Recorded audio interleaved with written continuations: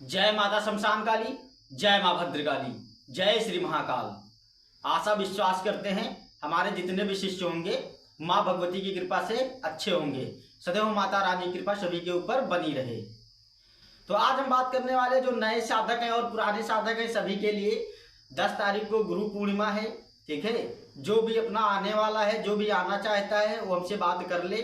ठीक है, और आ सकते हैं।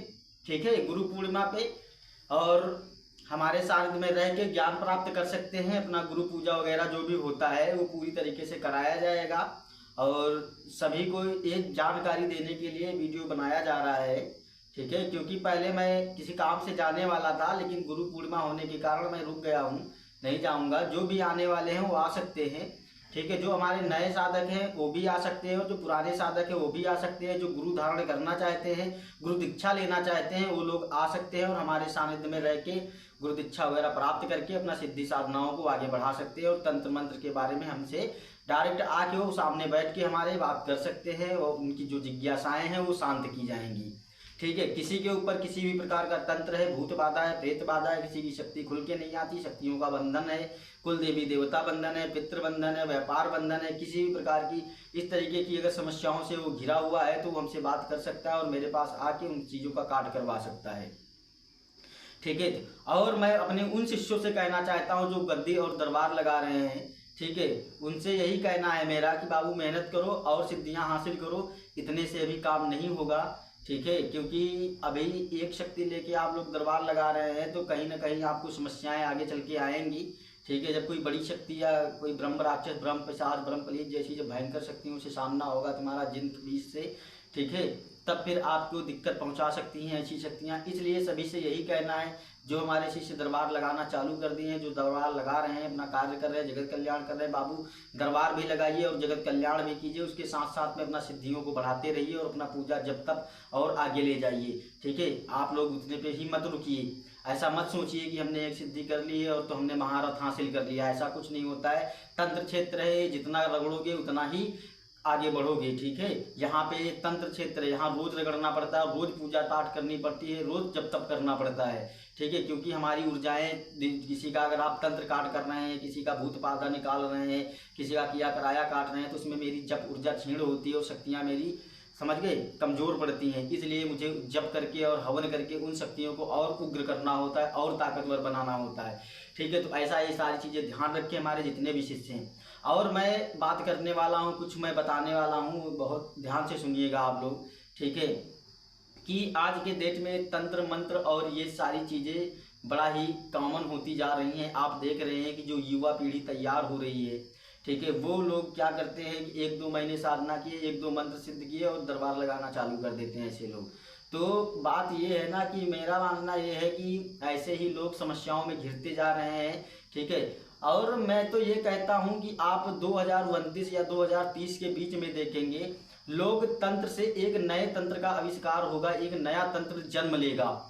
ठीक है, और एक नए तंत्र से लोग ग्रसित होंगे और इतना भयंकर तरीके से ग्रसित होंगे क्योंकि वो इधर उधर चक्कर काटते रहेंगे, बड़े बड़े दरबारों में उनका इलाज नहीं हो पाएगा।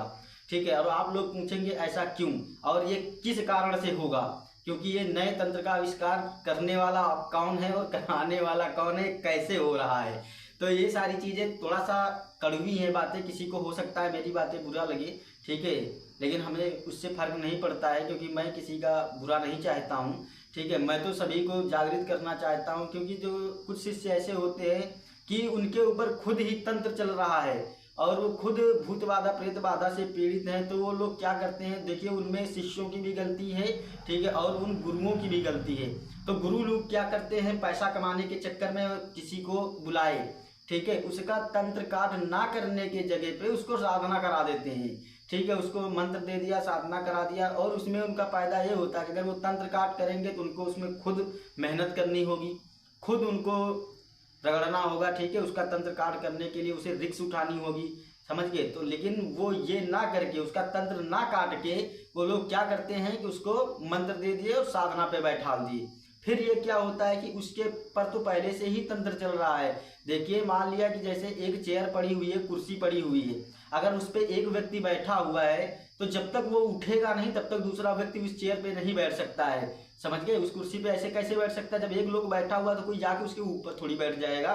तो इन सारी चीज़ों को थोड़ा ध्यान से सुनिएगा, और उदाहरण के तौर पे मैं बता रहा हूँ, ऐसा मत करिए। और 2030 में भयंकर तरीके से तंत्र से ग्रसित होंगे लोग, ठीक है। जो इधर उधर गद्दी दरबार लगाना, छोटे मोटे सादा बुझाई सुखाई करना चालू किए हैं, ठीक है, एक दो मंत्र सिद्ध करके जो ऐसा कर रहे हैं, वो लोग भयंकर तंत्रों से ग्रसित होंगे, ये मेरी गारंटी है। और आप लोग देखते जाइए और दिखाया जाएगा आप लोगों को। ऐसा मैंने इसलिए बोला है, देखिए मैं कोई भगवान नहीं हूँ, मैं छोटा सा माता का भगत हूँ, लेकिन मुझे जो आभास होता है मैं वही आप लोगों को बताता हूँ, ठीक है। तो ये सारी चीज़ें होंगी, 100% होंगी, इसमें कोई दूर राय नहीं है।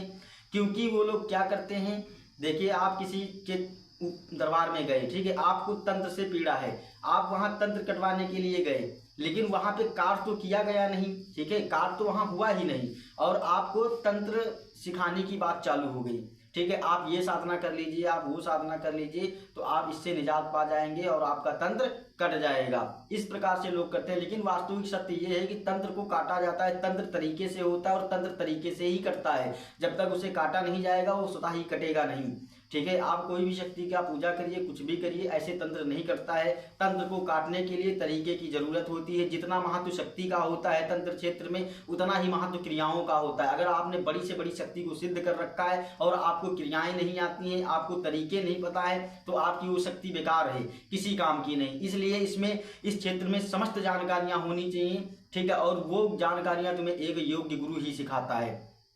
तो लोगों का तंत्र काट करते नहीं है और वो मंत्र दे दिए, ठीक है, उसको साधनाएं कराएं, ठीक है, भोग प्रसाद वो देना चालू कर दिया और सेवा करना चालू कर दिया, मंत्र जाप चालू कर देना, ठीक है। तो उसमें क्या होता है कि उसके ऊपर एक कवच लग जाता है, कवच का निर्माण हो जाए, एक अलग ऊर्जा उसके शरीर में प्रवेश करने लगती है। जब निगेटिव शक्तियां उसके शरीर में पहले से ही घुसी बैठी है, तो सकारात्मक ऊर्जा उसके अंदर प्रवेश कर ही नहीं सकती, समझ गए, ऐसा होता है। तो उसके अंदर निगेटिव शक्तियां और बढ़ती जाती हैं और बढ़ती जाती हैं, एक दिन वो आके प्रचंड रूप ले लेंगी, ठीक है। उसका सेवा भाव से उसका जो भोग प्रसाद है सब वही ग्रहण करती रहेंगी और वो प्रचंड ताकतवर बन जाएंगी। जब प्रचंड ताकतवर बन जाएंगी, जो पहले एक कमजोर थी शक्ति, वो 1 साल बाद महारथ हासिल कर लेगी और प्रचंड ताकतवर बन जाएगी, भोग प्रसाद खा खा के, समझ गए। फिर वो लेगी एक विकराल रूप, ठीक है। जो छोटी सी मर्ज थी वो एक भयंकर स्वरूप ले लेगी। फिर आप लोग क्या करेंगे, इस दरबार में भटकेंगे, उस दरबार में भटकेंगे, लेकिन आपका कोई इलाज नहीं कर पाएगा, क्योंकि आपने उस शक्ति को खुद पूजित किया है, क्योंकि आपने उसको पूजा है, ठीक है। उसने तुमको थोड़ी पुजवाया है। या तो फिर गुरु के सानिध्य में करो, और गुरु को ये ज्ञान होना चाहिए कि ये भूत पूज रहा है या किसी देवी को पूज रहा है। हम देखते हैं कि आज के डेट में कुछ अच्छे लोग हैं जिन्होंने भूत शक्तियां पूज रखी हैं। उनको लगता है कि मेरे ऊपर माता आ रही है, मेरे ऊपर काल भैरव आ रहे हैं, लेकिन सत्य ये नहीं है, ठीक है। उनके ऊपर तो प्रेत शक्तियां आ रही हैं। तो प्रेत शक्तियां देखो उसको थोड़ी देर के लिए एक भ्रमित करती हैं, ठीक है, उसको भ्रमित करती हैं कि मैं काल भैरव हूँ, मैं माता हूँ, ठीक है। लेकिन प्रेत शक्तियां जो होती हैं तुरंत असर दिखाती हैं, ठीक है। लेकिन लोग क्या करते हैं, शॉर्टकट अपनाते हैं, जल्दबाजी में वो लोग ऐसी गलतियां कर रहे हैं। कोई भूत को सिद्ध कर रहा है, कोई प्रेत को सिद्ध कर रहा है। मैं तो ये कहता हूं ये शक्तियां ऐसे नहीं करनी चाहिए, एक योग्य साधक को करनी चाहिए। मैंने 1000 बार बताया है, भूत प्रेत जिंद खबीस मसान, ठीक है, अघोरी हो गए, अवगण हो गए, ऐसी शक्तियों को ऐसे नहीं सिद्ध करना चाहिए, लेकिन लोग करते जा रहे हैं। क्योंकि इसमें ये होता है ना कि प्रेत पिशाचिक शक्तियां होती हैं, शीघ्र सिद्ध हो जाती है, 10, 11, 21 दिन में ये कंप्लीट हो जाती हैं। लेकिन जब बात आती है महाशक्तियों की, उसमें समय लगता है, ठीक है। एक शक्ति को, माता की अगर शक्ति करनी है तो पूरी तरीके से अगर मंत्र को चैतन्य करना और मंत्र में ऊर्जा प्राप्त करना और आपके शरीर में ऊर्जा समाहित हो, माँ भगवती का अंश विराजमान हो आपके शरीर में, तो लगभग 84 से 90 दिन लगता है, ठीक है। तब जाके कहीं शक्तियां होती हैं। अगर पूर्णता पूरी सिद्धि की जाए माता की, तो सत्य तो ये है कि माता की साधना में पूरा 1.25 साल लग जाता है, ठीक है। तब तुम्हें रुद्र चंडी प्राप्त होगी, रुद्र शक्ति प्राप्त होगी, ऐसे खेल नहीं है, ठीक है। जो 21 दिन में 11 दिन में महाकाली को सिद्ध करने के लिए लोग बैठ जाते हैं, ये सत्य नहीं है, ठीक है। वहाँ पे भूत पूज जाते हैं और वो लोग पूज लेते हैं, आने वाले भविष्य में उनको संकट होता है, ठीक है। और मैं गारंटी दे रहा हूँ, मैं लिख के दे रहा हूँ, ऐसे लोग देखना इतना भयंकर तंत्र से ग्रसित होंगे तो इनका इलाज करना असंभव हो जाएगा, तो मैं सभी से यही कहना चाहता हूँ कि ऐसी गलतियाँ मत करें, अपने जीवन को बर्बाद मत करें, अपने जीवन में तबाही मत लाएं। ठीक है, आप तो बर्बाद होंगे ही होंगे, आपके कुल परिवार में जो आपके बच्चे होंगे, आपका परिवार होगा, ठीक है, उनके लिए आप एक घोर संकट पैदा कर रहे हैं। आपके ना रहने के बाद वो शक्तियाँ जो तांडव मचाएंगी, घर में पूरा सर्वनाश करके धर देंगी, और आपके परिवार वाले इधर उधर रोते रहेंगे और टहलते रहेंगे, दरबारों में चक्कर काटते रहेंगे। ठीक है, क्योंकि मेरे पास ऐसे कांड आते रहते हैं, मैं इसीलिए सभी को सूचित कर रहा हूँ, क्योंकि अपने पैरों पे अपने हाथ से कुल्हाड़ी आप लोग खुद ही मार रहे हैं। ठीक है, तो मैं सभी से यही कहना चाहता हूँ, ऐसी शक्तियों के चक्कर में मत पड़िए, शॉर्टकट रास्ता मत अपनाइए। ठीक है, तंत्र तरीके से होता है और इसे तरीके से कीजिए और अच्छे से सीखिए, उसके बाद काम करिए। ठीक है, भूत प्रेत जिन कभी ऐसी शक्तियों के माध्यम से मत पड़िए। अगर आपके ऊपर किसी भी प्रकार का कोई तंत्र चल रहा है, किसी भी तंत्र से आप ग्रसित हैं, ठीक है, तो ऐसी आप साधना मत करिए। पहले उस तंत्र को कटवाइए, अपने शरीर से उसको अलग करवाइए। ठीक है, जब पूरी तरीके से आप स्वच्छ हो जाते हैं और आप अपने आप को अच्छा फील करने लगते हैं, उसके बाद साधना क्षेत्र में आपको कदम रखना चाहिए। ठीक है, अगर कोई गुरु आपसे कहता है कि आप महाकाली को सिद्ध कर लो, आप ये कर लो, वो कर लो, ऐसे मत करना। उससे बोलो, उस गुरु से बोलो कि पहले मेरा तंत्र काट करो, जो मेरी समस्याएं उसको खत्म करो, उसके बाद मुझे मंत्र दो और मुझे सिद्धियां कराओ। ठीक है, उसके बाद आप सिद्धियां करिए, आपको पूरी तरीके से सिद्धि प्राप्त होगी, किसी भी प्रकार का कोई विघ्न नहीं आएगा। तंत्र एक बार कट जाने के बाद, उसके बाद अगर आप सिद्धि करते हैं, माता की सिद्धि आपको प्राप्त हो गई, माता की मंत्र की ऊर्जा अगर आपके अंदर समाहित हो गई, तो पूरे जीवन काल में आपके ऊपर कभी तंत्र नहीं चलेगा, तंत्र से आप मुक्त हो जाएंगे। ये तो होता है। ठीक है, लेकिन अगर बात ये कर दी जाए कि आपके ऊपर तंत्र चल रहा है, उसके बाद तुम माता की सिद्धि कर लो, ऐसे माता की सिद्धि नहीं होती है। अगर सिद्धि करोगे तो आपके लिए दिक्कत पैदा हो जाएगी। आप खिचड़ी पकाओगे, फिर खिचड़ी पकाओगे तो फिर एक चावल अलग करना होगा और दाल अलग करना होगा, फिर छांटते बिनते पूरा जीवन तुम्हारा बीत जाएगा। तो 4-10 साल छांटते ही रहोगे। ठीक है, कभी इस दरबार में जाओगे, कभी उस दरबार में जाओगे, बुलाओगे माता काली को तो पता चला सवार हो रहा है खब्बीस, बुलाओगे अगर माँ भगवती को तो पता चला आ रहा है कोई चुड़ैल, कोई डायनी चली आ रही है। ठीक है, तो इस प्रकार से होता है। अगर खिचड़ियाँ पकी तो ये मत सोचना कि माँ भगवती, देखिए, क्योंकि ये बड़ी शक्तियाँ होती हैं, जो इस लेवल की शक्तियाँ होती हैं, वो पूजित शक्तियाँ होती हैं, और उन लोगों ने अपने जीवन काल में अनेक सिद्धियाँ कर रखी होती हैं, अनेक तंत्र उन्हें आते हैं। ठीक है, क्योंकि अपने जीवन काल में वो तांत्रिक रहे हैं, तो अनेकों सिद्धियाँ उन्होंने की हैं, तो सिद्धियाँ की हैं तो उन लोगों ने भी माता को पूजा होगा और माता को मनाना जानते होंगे। ठीक है, इसलिए आप लोग उन पे विजय नहीं पा पाएंगे और आप लोग परेशान हो जाएंगे। ठीक है, तो इन सारी चीज़ों का ध्यान रखते हुए आप लोग सिद्धि साधनाओं में आगे बढ़ें। ठीक है, तो मैं इसीलिए जानकारी ये दे रहा था सभी को। एक मान लिया कि जो लोग बुरे में फंसने जा रहे हैं, उन लोगों को मैं सूचित कर रहा हूं कि ऐसा आप लोग मत करिए। ठीक है, आपको अगर साधना करनी है, साधना की शुरुआत करनी है, तो दैविक शक्ति से करिए। आप 1-2 शक्ति हासिल करिए, साल 6 महीना तंत्र क्षेत्र में बिताइए, उसके बाद आप उतना मजबूत और योग्य बन जाएं। ठीक है, उसके बाद आप प्रेत को सिद्ध करिए, मसान को सिद्ध करिए, किसी भी प्रकार का कोई साइड इफेक्ट नहीं होगा।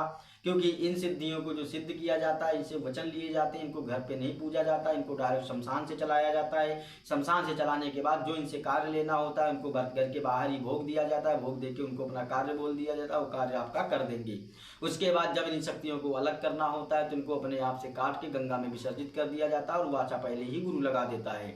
ठीक है, क्योंकि गुरु वचन से शक्तियाँ कट जाती हैं, इसमें किसी भी प्रकार का संकोच नहीं है, किसी भी प्रकार का कोई नुकसान नहीं होगा। ठीक है, और आपको आपकी मुक्ति में ये शक्तियाँ बाधा नहीं बनेंगी। अगर ऐसे आप करते हैं, आपके बगैर गुरु ने वचन नहीं लिए, अगर उल्टी सी शक्ति चला दी, तो आपकी पहली चीज़ है मुक्ति नहीं होगी। आप बेहतर योनि में प्रेत बन के जिंदगी भर भटकते रहेंगे। उनके पहले तो तुम्हारा वो काम करेंगे, उसके बाद तुम्हारा जब मर जाओगे, शरीर को त्याग दोगे, तो उसके बाद वो तुमको रगड़ रगड़ के काम करवाएंगे।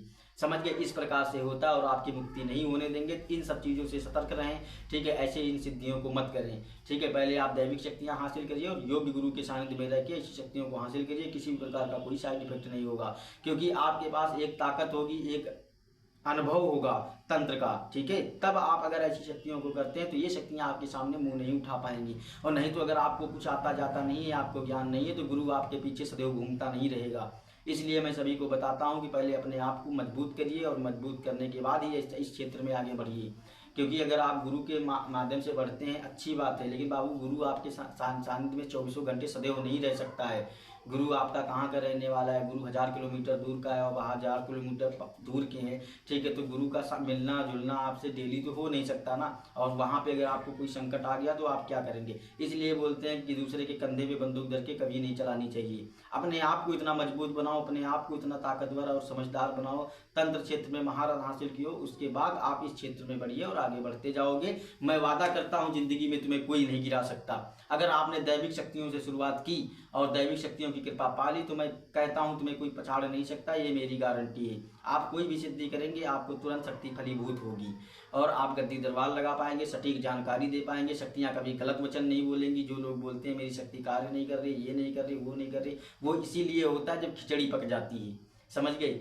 तो उन शक्तियों को क्या करना होता है, उनकी शक्तियों को छांटा जाता है, उनके कुल देवी देवताओं को अलग किया जाता है, काट के उन्हें स्वच्छ करके उनके स्थान पे विराजमान करवाया जाता है, ठीक है। जो उनके नगर क्षेत्र के देवता होते हैं उन्हें अलग किया जाता है, जो उनकी सिद्ध की हुई शक्तियाँ होती हैं उन्हें अलग किया जाता है, और जो तंत्र हुआ होता है उस तंत्र की शक्तियों को अलग किया जाता है। जब पूरा छांट के पूरा स्थापित किया जाता है तब जाके कहीं शक्तियाँ सही ढंग से कार्य करती हैं, और नहीं अगर खिचड़ी पका के सब एक में चलाओगे तो कौन बोल रहा है कौन नहीं बोल रहा है आपके समझ में नहीं आएगा, और वो शक्तियाँ भ्रम फैलाती रहती हैं, आपको कन्फ्यूजन करती रहेंगी, ठीक है। आप इस क्षेत्र में सदैव धोखा खाते रहेंगे और एक दिन ऐसा आएगा कि आपकी ही शक्तियाँ आपके लिए ही घातक बन जाएंगी। और आपने किसी का तंत्र काटा, तंत्र कटा या नहीं कटा आपको सटीक जानकारी नहीं है, या फिर उसका तंत्र काट के आपके ही शरीर में लग गया तो आप क्या करेंगे, ठीक है। ऐसी बीमारियों से आप ग्रसित होंगे, ऐसे रोगों से ग्रसित होंगे कि आप जीवन पर्यंत कभी उठ नहीं पाएंगे, ठीक है। तो तंत्र को खेल मत समझिए, तंत्र कोई खिलवाड़ नहीं है। आप अच्छे से सीखो और अच्छे से काम करो, ठीक है। जल्दबाजी मत करो, शॉर्टकट रास्ता अपनाओगे तो अपना ही विनाश करोगे,